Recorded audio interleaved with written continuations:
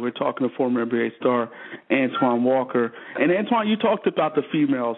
I mean, as an NBA player, you have an opportunity at the best of the best. I mean, you got the best of the best females coming at you. Talk about the difficulties in navigating the females as an NBA star. Well, I think, the one thing about it, you're going to get a lot of stuff thrown at you left and right. I think the biggest thing with all of us, sometimes we marry or be with the wrong one. So we lock into that wrong one, and then it ends up costing us millions of dollars at the end. So I think, any player, coming to the league, my advice would be to them is that unless you got a girl that you was in college with, high school with, be single, man. Enjoy the league for what it is. Enjoy, so you don't have to be put in those positions.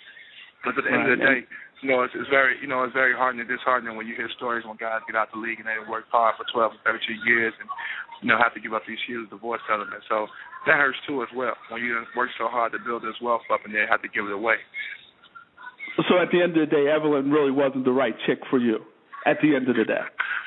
No, the thing with Evelyn is that, we were together a long time. I think with, my own personal things, I really don't get into that. I just felt like when things got a little tight, she kind of jumped ship a little bit, and it showed as her actions over the last couple of years. It kind of showed that. So I was more on a personal level with her, more in the sense that, you come from nothing. I basically, started your life, put you down as all these people that you met, all the Shawnee O'Neals, all these relationships you got through me, and you just went a different way when it got a little tighter. So that's obvious. I think a lot of people see that and understand that. And, it happens to the best of us. Am I disappointed? I'm more disappointed because you get to know somebody personally, their family. I've been with her daughter since she was 6 years old. So I practically helped raise her daughter like my own. And just to see them do certain things the way they act, it's disappointing sometimes. But, it's not surprising. You know what I mean? When you've been around the block, you've seen a lot of different things. It's not surprising. So, but it happened to me. I think she, the nut and bolts of it is it got a little tight. She had to get up out of there. Right. Any ill will? Any ill will? No, it's not. I don't have any ill will. I think, she showed her hand. It's cards. It happens to the best of us. A lot of guys take a lot of things personal. I don't take it personal. I thought I was fair to her. Thought I did a good job as far as providing for her and her daughter, putting her daughter in a better life, her family in a better life. And it wasn't reciprocated. And it's unfortunate. Sometimes it happens like that. And, you see certain things happen. Same thing with the huge relationship she got with Chad. Same thing happens. As soon as they get in an altercation, she runs to the police. Detrimental kill his career. She don't. You got to know what type of woman you're dealing with when you're dealing with the whole thing. So it's unfortunate, but I had her way back when since 1999.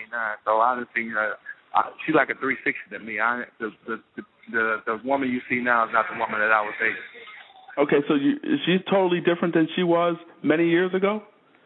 She's always been feisty as far as being aggressive. She's Puerto Rican, so she's going to be feisty. But, yeah, the things she does now, totally different. I never seen that side of her. But I think it's all a show. I think she's got some good people behind her that told her, look, you need to act like this. This is how you're going to be profitable. You got to understand, she don't have a craft. None of these women that are on reality shows, they don't have a craft.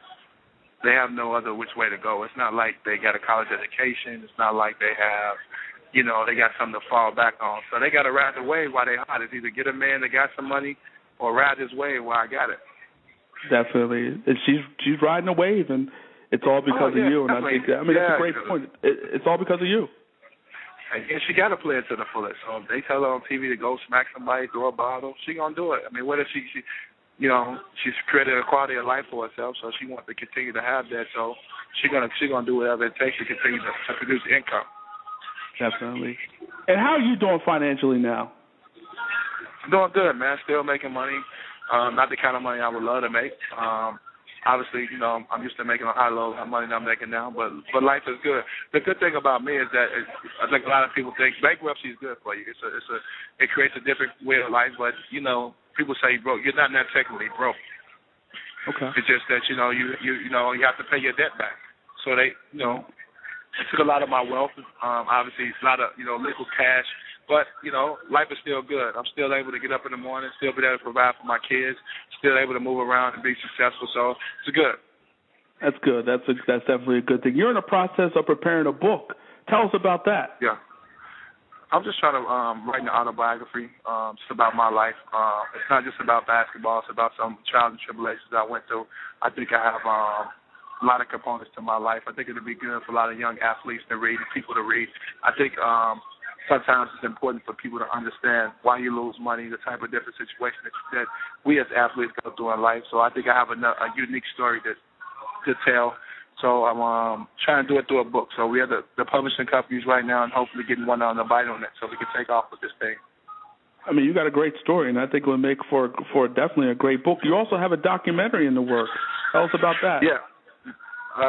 Some of the documentary, putting it on film so guys can get a different point. My family, the documentary consists of my family, my friends, as well as myself. Kind of like a 30 for 30 piece, if you can imagine how 30 for 30 is shot. It'll be shot in that type of sense. It'd be close friends, it'd be McCullough, Coach Patino, it'll be, a few NBA players that I'm tight with. And just kind of telling my story on camera so people can get the full feel about it. And you're also in the process of relaunching your foundation. Tell us about that.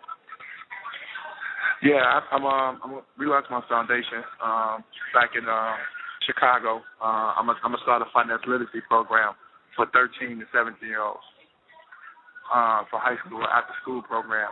So to teach kids about the value of a dollar, so they can understand, how much the value of a dollar is, how to invest their money, how to, take care of their money. So they educated. So if you look at so many young athletes getting drafted at 18, 19, now at least we're starting the basis of how money can be, how you can take care of your money, teach them about taxes. So just really trying to turn my story, a negative story, into a positive story. Definitely. I mean, you got a great story to tell, and I think it should be told.